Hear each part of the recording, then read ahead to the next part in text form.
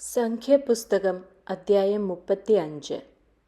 യഹോവ പിന്നെയും യെരിഹോവിനെതിരെ യോർദാനരികെ മോവാബ് സമഭൂമിയിൽ വച്ച് മോശെയോട് അരുളിച്ചെയ്തത്, ഇസ്രായേൽ മക്കൾ തങ്ങളുടെ അവകാശത്തിൽ നിന്ന് ലേവ്യർക്ക് വസിപ്പാൻ പട്ടണങ്ങൾ കൊടുക്കണമെന്ന് അവരോട് കൽപ്പിക്ക.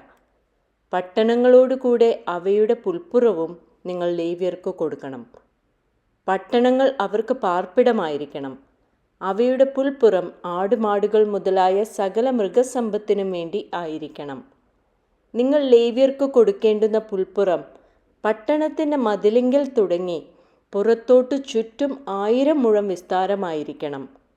പട്ടണം നടുവാക്കി അതിനു പുറമെ കിഴക്കോട്ട് 2000 മുഴവും തെക്കോട്ട് 2000 മുഴവും പടിഞ്ഞാറോട്ട് 2000 മുഴവും വടക്കോട്ട് 2000 മുഴവും അളക്കണം. ഇത് അവർക്ക് പട്ടണങ്ങളുടെ പുൽപ്പുറമായിരിക്കണം. നിങ്ങൾ ലേവ്യർക്ക് കൊടുക്കുന്ന പട്ടണങ്ങളിൽ 6 സങ്കേത നഗരങ്ങളായിരിക്കണം. കൊല ചെയ്തവൻ അവിടേക്ക് ഓടിപ്പോകേണ്ടതിന് നിങ്ങൾ അവയെ അവന് വേണ്ടി വേർതിരിക്കണം. ഇവ കൂടാതെ നിങ്ങൾ വേറെയും 42 പട്ടണങ്ങളെ കൊടുക്കണം. അങ്ങനെ നിങ്ങൾ ലേവ്യർക്ക് കൊടുക്കുന്ന പട്ടണങ്ങളെല്ലാം കൂടെ 48 ആയിരിക്കണം. അവയും അവയുടെ പുൽപ്പുറങ്ങളും കൊടുക്കണം.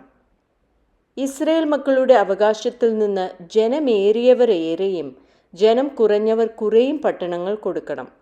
ഓരോ ഗോത്രം തനിക്ക് ലഭിക്കുന്ന അവകാശത്തിനൊത്തവണ്ണം ലേവ്യർക്ക് പട്ടണങ്ങളെ കൊടുക്കണം.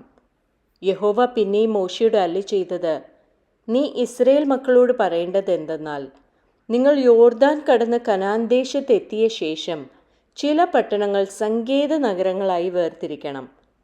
അബദ്ധവശാൽ ഒരുത്തനെ കൊന്നുപോയവൻ അവിടേക്ക് ഓടിപ്പോണം.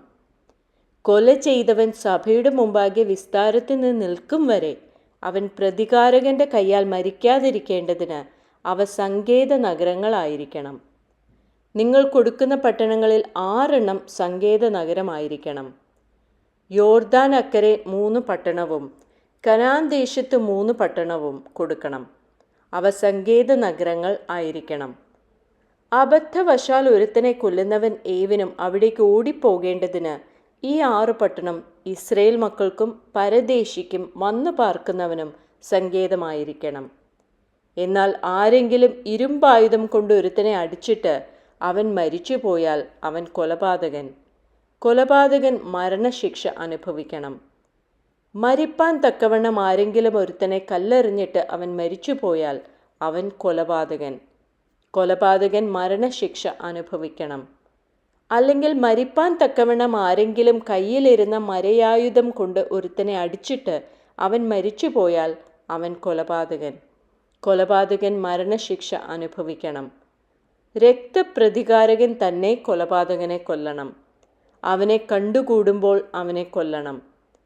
ആരെങ്കിലും ദ്വേഷം നിമിത്തം ഒരുത്തനെ കുത്തുകയോ കരുതിക്കൂട്ടി അവൻ്റെ മേൽ വല്ലതും എറിയുകയോ ചെയ്തിട്ട് അവൻ മരിച്ചുപോയാൽ, അല്ലെങ്കിൽ ശത്രുതയാൽ കൈകൊണ്ട് അവനെ അടിച്ചിട്ട് അവൻ മരിച്ചുപോയാൽ അവനെ കൊന്നവൻ മരണശിക്ഷ അനുഭവിക്കണം.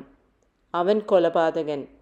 രക്തപ്രതികാരകൻ കൊലപാതകനെ കണ്ടുകൂടുമ്പോൾ കൊന്നുകളയണം.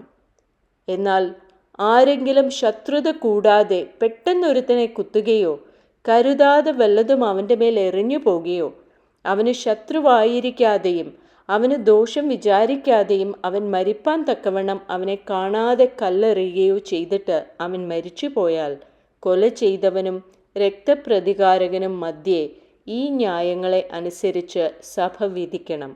കൊല ചെയ്തവനെ സഭ രക്തപ്രതികാരകന്റെ കയ്യിൽ നിന്ന് രക്ഷിക്കണം. അവൻ ഓടിപ്പോയിരുന്ന സങ്കേത നഗരത്തിലേക്ക് അവനെ മടക്കി അയക്കണം. വിശുദ്ധ തൈലത്താൽ അഭിഷിക്തനായ മഹാപുരോഹിതന്റെ മരണം വരെ അവൻ അവിടെ പാർക്കണം.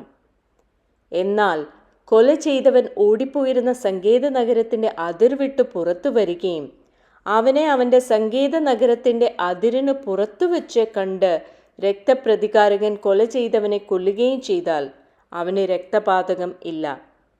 അവൻ മഹാപുരോഹിതന്റെ മരണം വരെ തൻ്റെ സങ്കേത നഗരത്തിൽ പാർക്കേണ്ടിയിരുന്നു.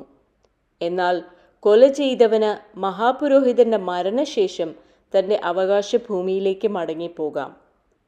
ഇത് നിങ്ങൾക്ക് തലമുറയായി നിങ്ങളുടെ സകല വാസസ്ഥലങ്ങളിലും ന്യായവിധിക്കുള്ള പ്രമാണമായിരിക്കണം. ആരെങ്കിലും ഒരുത്തനെ കൊന്നാൽ കൊലപാതകൻ സാക്ഷികളുടെ വാമൊഴി പ്രകാരം മരണശിക്ഷ അനുഭവിക്കണം.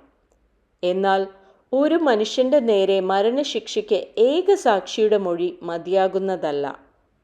മരണയോഗ്യനായ കൊലപാതകന്റെ ജീവന് വേണ്ടി നിങ്ങൾ വീണ്ടെടുപ്പ് വില വാങ്ങരുത്. അവൻ മരണശിക്ഷ തന്നെ അനുഭവിക്കണം.